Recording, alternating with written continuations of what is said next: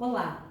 O objetivo do vídeo de hoje é trabalharmos duas figuras de empregados, de trabalhadores subordinados típicos, regidos pela Lei 6.019 de 74 e pelo Decreto 10.060 de 2019.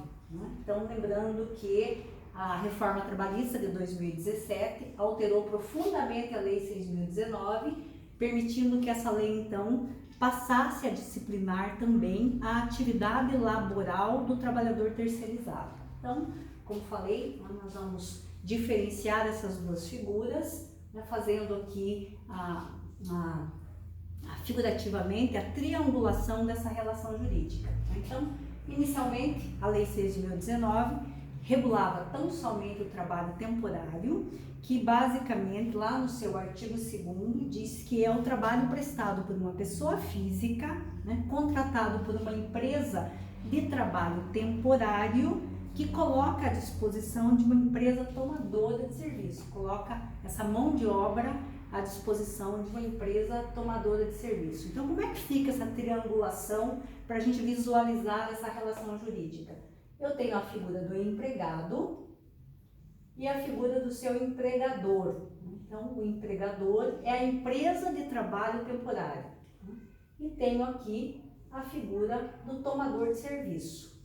Notem que eu tenho duas relações jurídicas distintas. Essa relação entre empregado e empregador é tutelada pelo direito do trabalho. Então, tenho uma relação típica de direito do trabalho.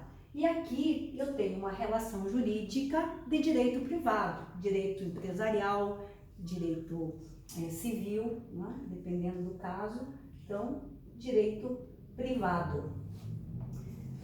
Pois bem, então esse empregado, contratado por essa empresa de trabalho temporário, coloca esse trabalhador para prestar serviço no estabelecimento do tomador. Esse tomador, inclusive, tem o poder, o poder diretivo, o poder técnico, o poder disciplinar relativamente ao empregado desse terceiro, dessa empresa temporária. Então, essa é a triangulação jurídica dessa relação jurídica.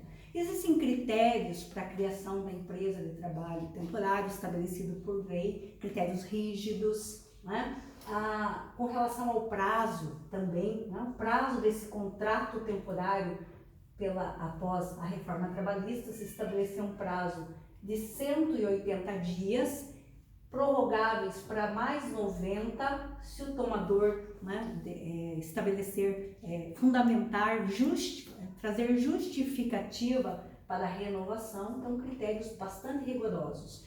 E em que situação eu posso contratar um trabalhador temporário?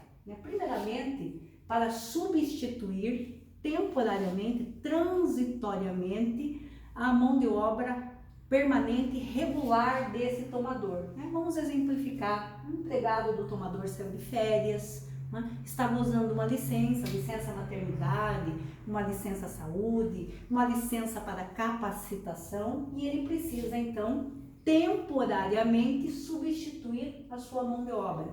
A lei ainda fala em demanda complementar de serviços. Então, ele precisa extraordinariamente de um acréscimo de trabalhadores. Então, ele pode se valer da contratação temporária. Pois bem, e o trabalho terceirizado? O trabalho terceirizado, como disse, passou a ser regulado a partir da reforma trabalhista do governo Temer, de 2017, pela mesma Lei 6.019, quando acrescentou o artigo 4A nesta Lei 6.019, e então regulando essa relação também típica do direito do trabalho, onde eu tenho aqui a figura do empregado terceirizado, o seu empregador, que é a empresa terceirizada, e aqui também tem a figura do tomador de serviço, onde esse trabalhador, a mão de obra desse trabalhador vai ser colocada na empresa cliente, a empresa tomadora de serviço. Notem que, a princípio, no primeiro olhar, as relações jurídicas são bem parecidas. Aqui, tutelado pelo direito do trabalho, e aqui uma relação também de direito privado entre as empresas, a empresa terceirizada e a empresa tomadora de serviços, né? No primeiro olhar, bastante semelhante. No entanto, as duas figuras guardam bastante distinção. Relativamente ao trabalho terceirizado, atualmente, contemporaneamente, eu não preciso preencher nenhum requisito para contratar trabalhadores terceirizados. Aqui preciso preencher substituição de mão de obra, demanda complementar de serviço, preciso demonstrar isso para contratar um trabalhador temporário. Aqui, né, a terceirização atualmente ela é ampla, ela é geral, ela é irrestrita. Eu posso contratar trabalhadores terceirizados sem ter que justificar essa contratação. Prazo. Quanto aqui eu tenho prazo estabelecido por lei, aqui não há prazo para eu me valer da exploração da mão de obra terceirizada. Então, importante dizer, fazer uma reflexão nesse momento, que o trabalho terceirizado, a terceirização, sempre foi historicamente considerada uma precarização de direitos trabalhistas. Não é à toa que é justamente nessa forma de exploração de mão de obra, onde há bastante violação de direitos trabalhistas, há muita violação de direitos trabalhistas, direitos básicos reconhecidos pela nossa Constituição Federal, além de se proliferar acidentes de trabalho, o não respeito às normas de segurança, rigidez no trabalho, doenças profissionais também bastante comum nessa forma de exploração da mão de obra. Por isso, a resistência em se permitir uma terceirização ampla como é a que nós temos atualmente no Brasil.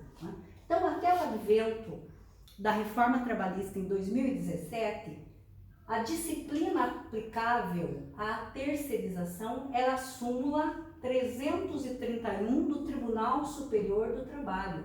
Então, essa súmula, de maneira rigorosa, ela delimitava a exploração do trabalho terceirizado, permitindo a terceirização de atividade meio e jamais a terceirização de atividade fim. Atividade fim era considerada, nos termos da súmula 331, como terceirização ilícita e determinava a responsabilização solidária do tomador com o empregador terceirizado.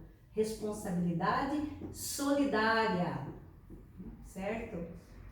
Atualmente, terceirização ampla. Posso terceirizar atividade meio e atividade fim, e ainda, para agravar esse quadro, a responsabilidade do tomador de serviço passou a ser meramente subsidiária. Então, essas são as principais distinções entre essas duas figuras importantíssimas reguladas pela Lei 6.019 de 74 e pelo Decreto 10.060 de 2019. Espero que tenha sido útil e agradeço a atenção de vocês.